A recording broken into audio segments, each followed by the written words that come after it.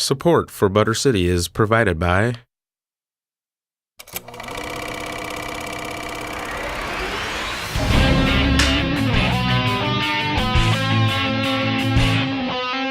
Today we're talking about film festival. That adds color to the story.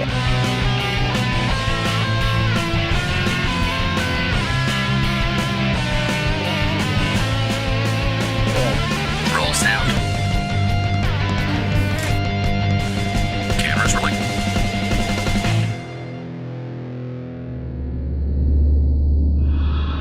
And welcome back. We're back on the air. It's the 4th season of Butter City, the show all about filmmaking with a little bit of a Minnesota twist. And I'm really excited because this show, today we brought in Melissa Butts, who's an amazing filmmaker, producer, and she's really pushing the edge on technology and how it gets used in storytelling. So thanks for coming, Melissa. Thank you. It's great to be here. Now I know that you've won awards and you have a kind of a long history sort of in the industry and especially kind of locally here. So how did you first get started? Like, I know you worked on Newton's Apple, but it sounds like you have a little bit of a history before that. Well, yeah, I was working at a commercial production company at the time that I moved into this new arena of making films for science museums.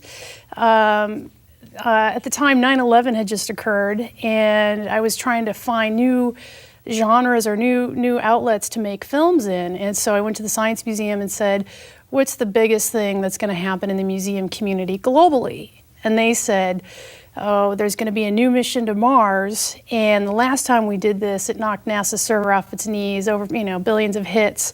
So I was like, well, we're going to go after this. And I worked with a fantastic director who's also here in the Twin Cities named Barry Kim. And for a couple of years, we actually shot this documentary on the Mars exploration rover mission. And it was an awesome experience. So like you guys, I mean, how do you even get in a position where like you got cameras on this deal? Well, the interesting thing is, we set out to make a documentary in high definition because at that time, this is how long ago this is, high definition wasn't even the norm. Mm-hmm. And so we shot in high def, and then we entered it into film festivals, and we actually took an honorable mention at the AFI Silver Docs Documentary Film Festival. And then we came back and we showed it to the Science Museum of Minnesota, and they said, we love this. Could you make a 3D version for our new 3D digital cinema? And then from there, we evolved into making a 3D film, which was completely pushing, the boundaries of what we knew how to do. And in fact, when they asked us to do it and we left, we were like, oh my God, how are we going to do this? But the cool thing is that there were 3D cameras on the rovers on Mars, and so they were beaming back 3D images. And I guess what I took out of that is an opportunity to make a really authentic, compelling, and immersive story. And I got kind of hooked on it then, and that's pretty much what happened. So, I mean, given your background with Newton's Apple, because I loved Newton's Apple. Sure. Is that sort of the thing that attracts you also in storytelling? Is sort of like the science, the mystery of how we're pushing the boundaries of technology and knowing ourselves? I think if you're asking me what kind of hooked me into this, I would have to say, really the idea of having, an outlet in the science museum community, having a theatrical release, knowing that your film could get made. Well, not only made, but distributed and translated into multiple languages and shown potentially all over the world was very exciting to me. I think the idea of doing something in 3D was equally as compelling because the technology was so challenging. I mean, just to make something in 3D is very difficult, until you really kind of get the hang of it. But I would say the other aspects of that is that you have this immersive experience that you're really getting your story on a big screen, because now my company has evolved into making IMAX movies. And so when you see something in IMAX on that giant screen, it is very much, it's an experience, you know what I mean? It just it took my breath away the first time I saw our content on the large screen.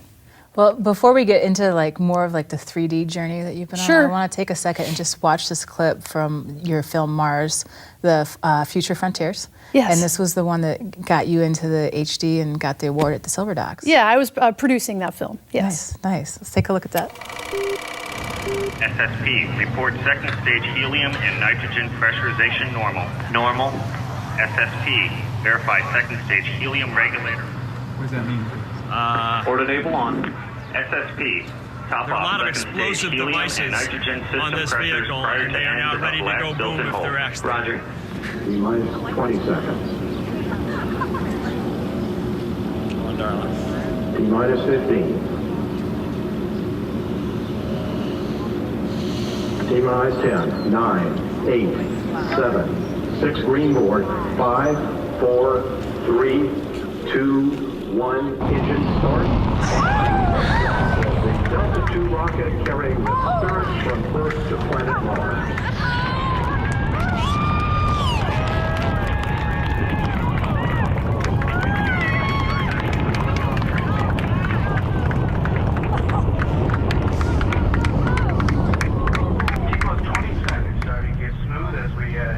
One of us is crying. Is it you or me?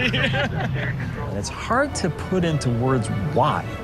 I can't tell you why I want to explore. I can't tell you why I want to learn, was there ever life on Mars? But boy, I really want to. We have burnout of the three air start motors. Can I say it now? We're going to Mars. We're going to Mars. ATC-1, begin preparation for first stage launch. Just getting those two rovers on top of those launch pads has been a monumental task. 7, 6, 5.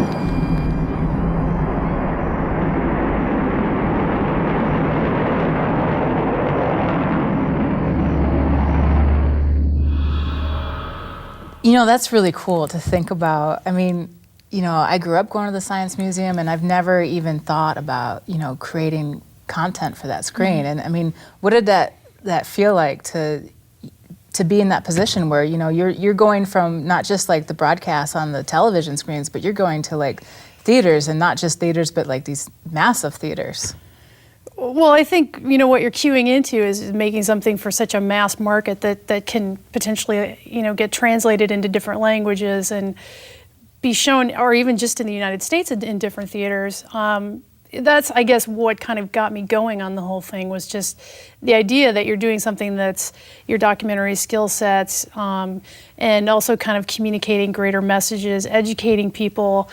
I thought, wow, this is a field I could play in, you know. So that was kind of I mean, I just took off from there, from Mars. And so, like, after that, you know, that's your first kind of dabble in 3D.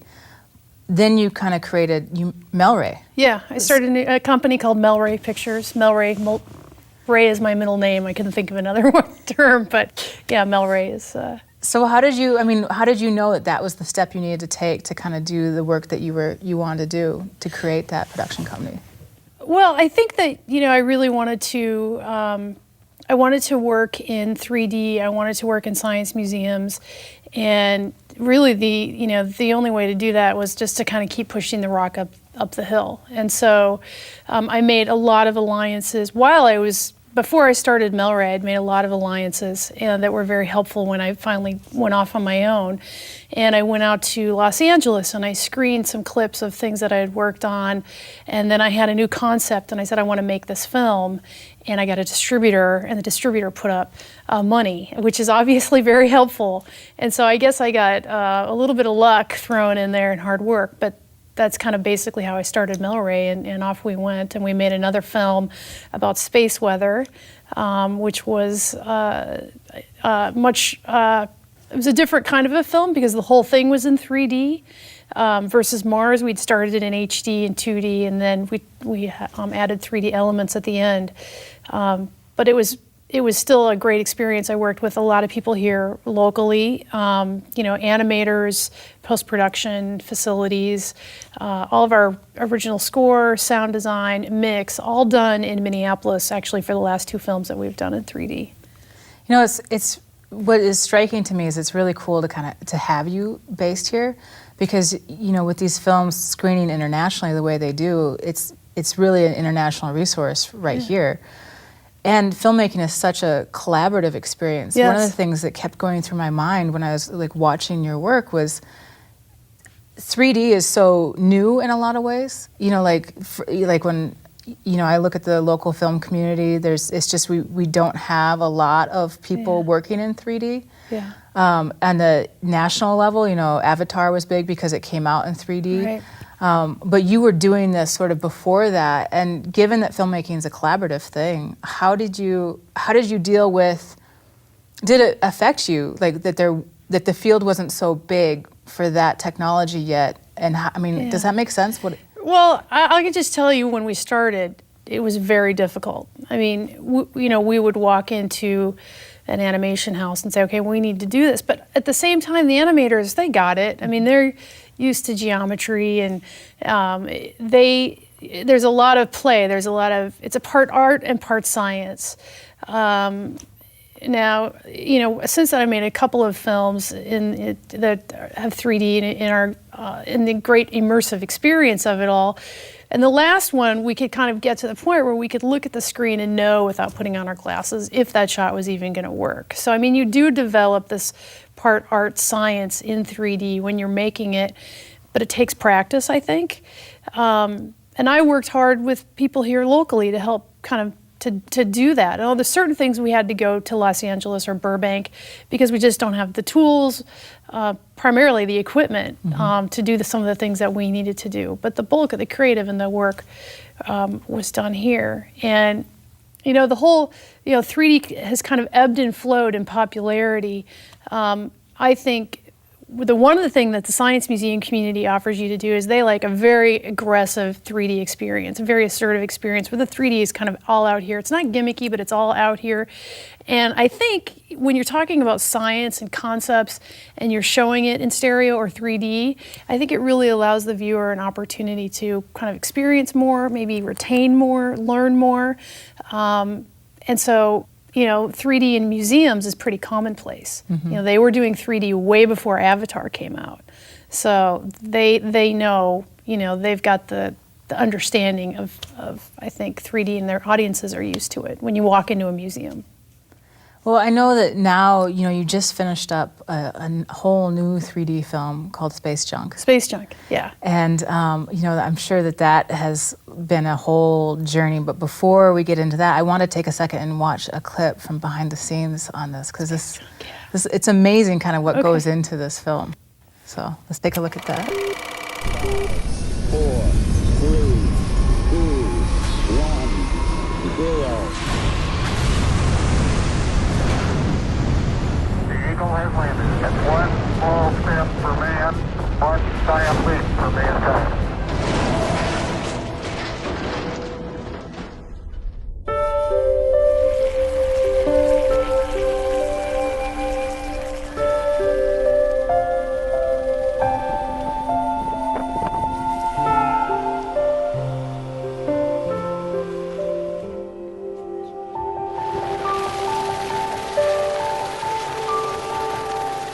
I was really attracted to this story, a story about orbital debris, because when we started to research it, we realized that, number one, it's a cutting-edge science story, and it's one that hasn't really been told before.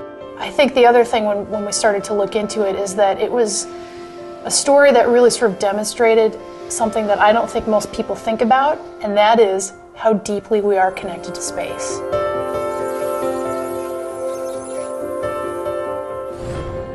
Great, Tom. The last one was great.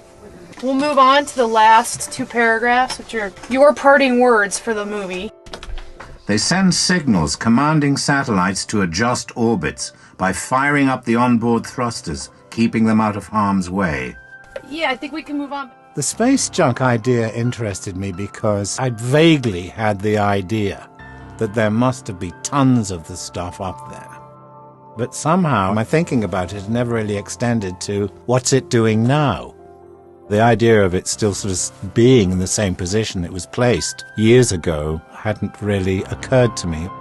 We've launched man-made objects into space and they run into each other and it creates a cascading effect where more pieces generate more pieces. All this stuff is just zooming overhead at hypervelocity speeds. And it's a threat. It threatens our, our space environment, something that we totally rely on. Yeah, this is great. You're adding so much. We've been envisioning your voice since... Oh, good. Yeah, so we're so excited. It's good. It's a nice story. Yeah.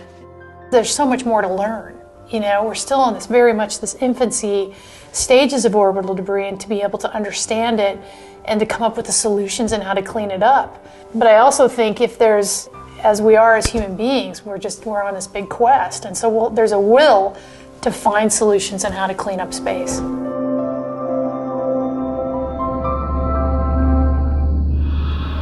So, Melissa, what's awesome is that there seems to be a story as well that's developing, with the 3D work. So it's not just a gimmick, like, hey, we're going to shoot this in 3D and you guys should watch it because it's in 3D, but you're actually also bringing a storytelling component to it, which is really nice to see. And you just won, an award with this film. Tell me about that. Tell me about the festival it was in and... Sure. No. Well, yeah, we're very excited. We just, again, because this is a primarily Minnesota-made movie, we were in Paris at a 3D film festival. It's called Dimension 3, and it's pretty much a European festival with many categories of 3D content, including feature films. And we lost our category, and I was really bummed. And then, lo and behold, at the very end of this whole ceremony of 3 hours, all in French, they said, "Space Jonk." So I was kind of stunned. We took the grand prize, the top prize. Awesome. So yeah, very excited. That's super cool. That's super cool. In fact, I think we just signed a lease for the film at the Paris Museum, La Géode, and I'm very excited about that.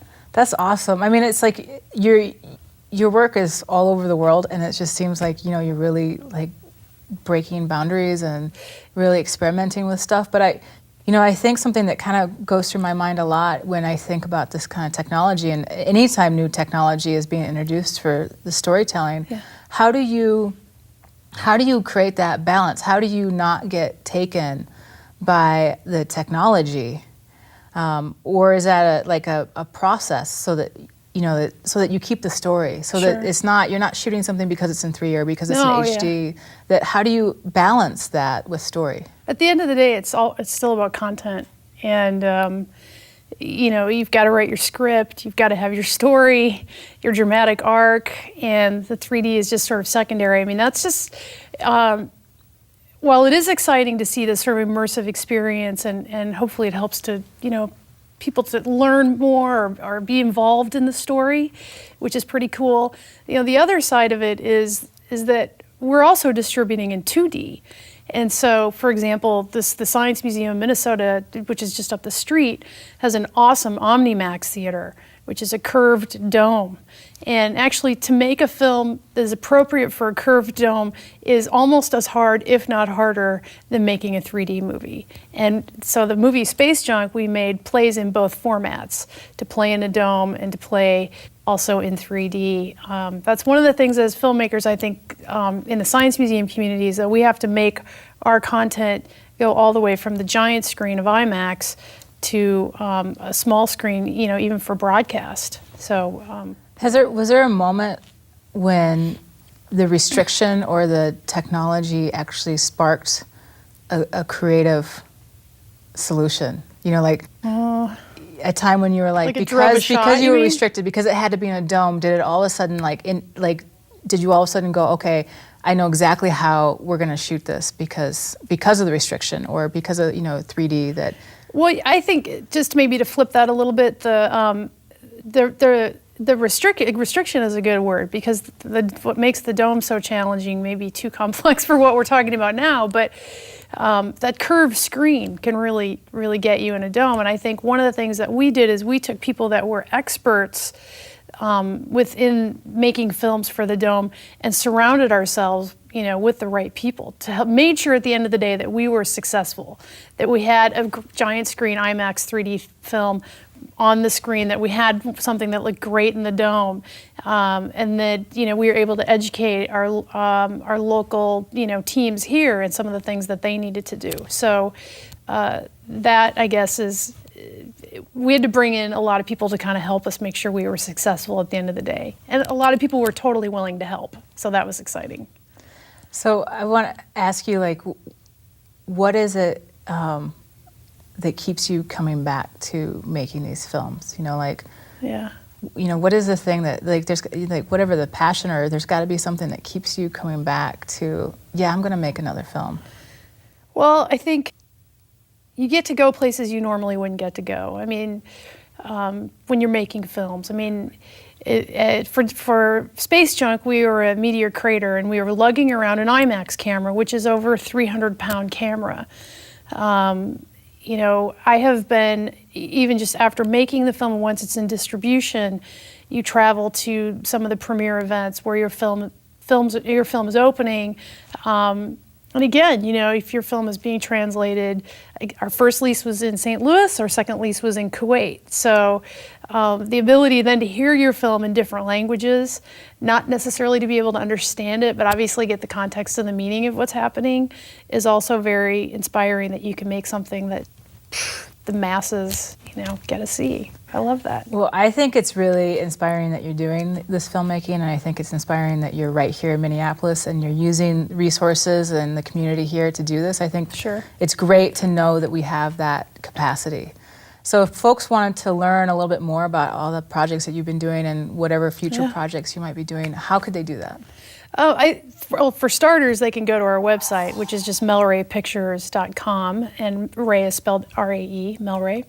The website for Space Junk is spacejunk3D, number 3D.com, and there's a lot of behind-the-scenes footage, stills. There's teachers' guides, if you're interested in it from an educational perspective. So Melissa, I think it's awesome, and I want to leave folks with this trailer for Space Junk 3D, because I think it just speaks to, like, where you're going and how you're getting there and all the pieces that have to come together, and mindfully about, like, what do we leave behind? Sure. From the discoveries of space exploration to satellite communication, humans have developed a profound connection to space. Our planet's need for communication has transformed what was once called the final frontier into something far less romantic.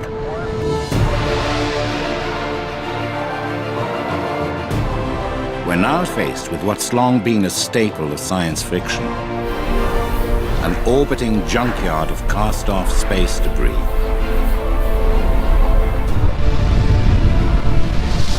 So where do we go from here? Forces of nature and natural collisions will continue to shape our universe.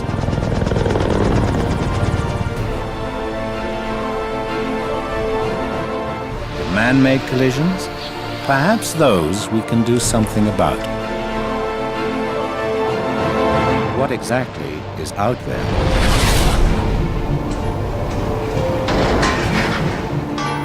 Space Junk 3D, now playing.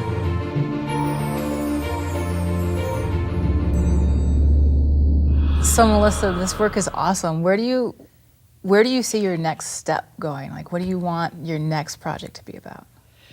Well, I can tell you what our next project is about. We've just been hired by National Geographic Cinema Ventures to do a film for them, again, for release in science museums, on energy. So it's basically about our grid and kind of some of the current inefficiencies in our energy ecosystem, and then where we're going in the future with the smart grid. Pretty challenging subject, so we are actually just now in the script writing mode. Awesome. Congratulations. Thank you. Good luck with that. Thank you. So thank you, Melissa, for being with us on the show. And thank you all for watching us on Butter City. We're going to be back for a 4th season, bigger than ever. And you can check us out at www.buttercity.com. We tweet, we Facebook, but we're all about film, and we're all about the Minnesota film community. So thanks for watching.